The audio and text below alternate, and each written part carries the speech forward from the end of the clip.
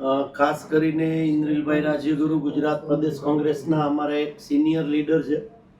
રાજકોટના ધારાસભ્ય પૂર્વ પણ રહી ચૂક્યા છે. રાજકોટ મહાનગરપાલિકાના સ્ટેન્ડિંગ કમિટીના ચેરમેન પણ રહી ચૂક્યા છે. ડેપ્યુટી મેયર પણ રહી ચૂક્યા છે.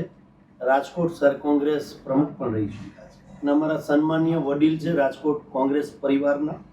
અને આપે જે વાત કરો છો કોઈ ફટકાવાળી વાત નથી. પ્રથમ આપને વાત કરું, ઇન્દ્રિલભાઈ રાજ્યગુરુ મારી સાથે લાઈવ કોન્ટેક્ટમાં છે.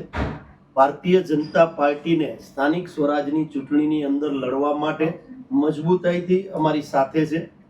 આર્થિક રીતે પણ સાથે છે, માનસિક રીતે પણ સાથે છે. જ્યાં જ્યાં ઇન્દ્રિલભાઈ રાજ્યગુરુની જરૂરિયાત ઊભી થશે ત્યાં સંપૂર્ણ રાજકોટ શહેર કોંગ્રેસના પ્રમુખ તરીકે અને વડીલ આગેવાન તરીકે મારી સાથે છે.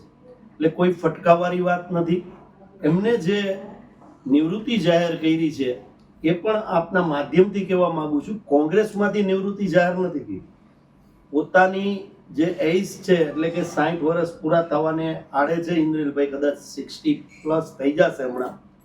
અને બીજું આપના માધ્યમથી કહું કે છેલ્લા 3 મહિનાથી જાહેર એક પણ ફંક્શનની અંદર, રાજકીય તો પછીની વાત છે, પણ જાહેર કાર્યક્રમોની અંદર એટલે કે મેરેજ હોય તો એમાં પણ કોંગ્રેસના અમારા આગેવાનો, કાર્યકરો, પરિવાર, બધી જગ્યાએ તમે ક્યાંય ઇન્દ્રિલભાઈને જાહેર ફંક્શનમાં પણ નહીં જોયા.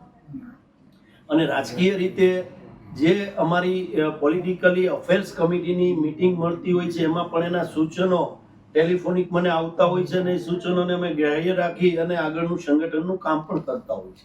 પણ જાહેરમાં આવવાની એમની પ્રતિક્રિયા એટલા માટે કે હવે 35 વર્ષ કોંગ્રેસ પાર્ટીને એમને આપ્યા, 35 વર્ષ રાજકોટ શહેરને એમને આપ્યા.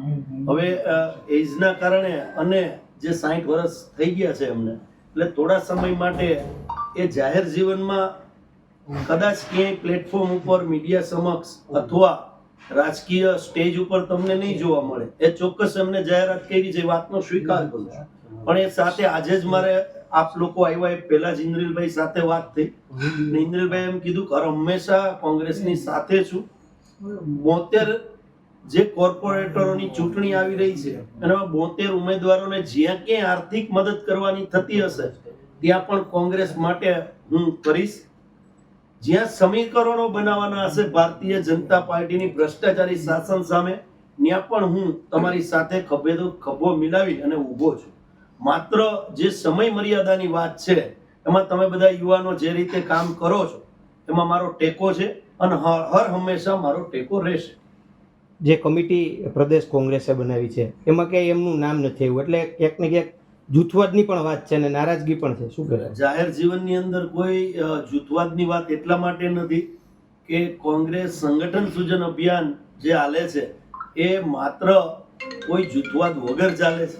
તમે આજના દિવસે મારા ઘરે આવીને વાત આપણે કરીએ છીએ ત્યારે હું આપને કહેવા માંગુ છું કે આજે પણ જે કાર્યાલયની જગ્યા કોંગ્રેસ સંગઠનથી મજબૂત થાય એના માટે ઇન્દ્રિલભાઈ રાજ્યગુરુએ કાર્યાલય મને સોંપી દીધું છે કે પાર્ટી મજબૂત થાય.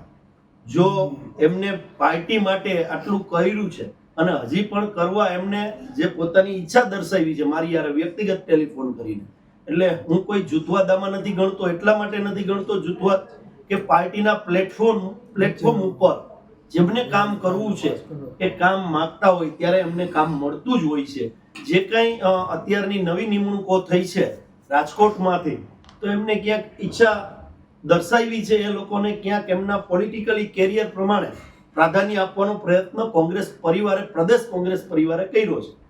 જેમને ઈચ્છા દર્શાવી છે એમને પાર્ટીએ કામ આપ્યું છે. હવે જાહેરની અંદર એ સમય નથી આપી શકે એમ એવી પરિસ્થિતિ છે, એટલે એમને ટેલિફોનિક પ્રદેશમાં પણ આ જ વાત કરી છે કે ચૂંટણી આવશે ત્યારે કોંગ્રેસને આર્થિક રીતેથી લઈને જ્યાં જરૂરિયાત ઊભી થશે, શહેર કોંગ્રેસ પ્રમુખ મને કહેશે કે આ જગ્યાએ ઇન્દ્રિલભાઈ રાજ્યગુરુની જરૂરિયાત છે, ત્યાં ઇન્દ્રિલભાઈ રાજ્યગુરુ માનસિક રીતે અને આર્થિક રીતે બે જગ્યાએ હું ઊભો છું. આ જ વાત શહેર કોંગ્રેસના પ્રમુખ તરીકે મારી યારે એમને થઈ છે.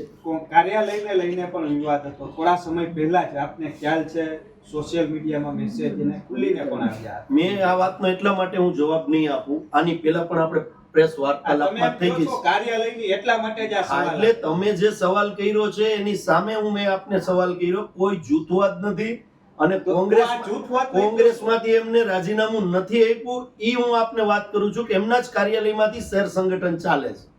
બાકી જૂથ- કાર્યાલયની બાબત છે એ અમારી પારિવારિક બાબત છે.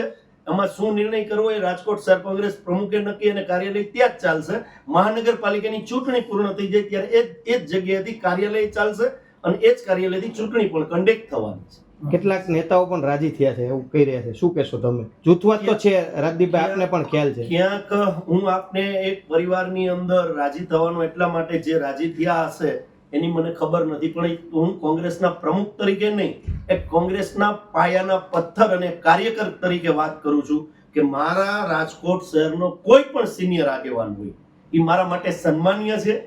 જે રાજી થતા હશે એમની વિચારધારા હશે. મારી વિચારધારા હાર્ડકોર કોંગ્રેસી છે અને મારો કોંગ્રેસનો એક કાર્યકર પણ જો બૂથનો પણ બહાર જતો હોય અથવા સિનિયર આગેવાન પણ બહાર જતો હોય, XYZ કોઈ પણ હોય, એ મારા માટે દુઃખની વાત છે. પણ સહકાર આજે પણ મને ઇન્દ્રિલભાઈનો મળશે એવી મારે એમની સાથે ચર્ચા થઈ છે. ટેલિફોનિક વાત થયા પછી જ હું આપની સાથે વાત કરું છું. ઓકે રત્નભાઈ.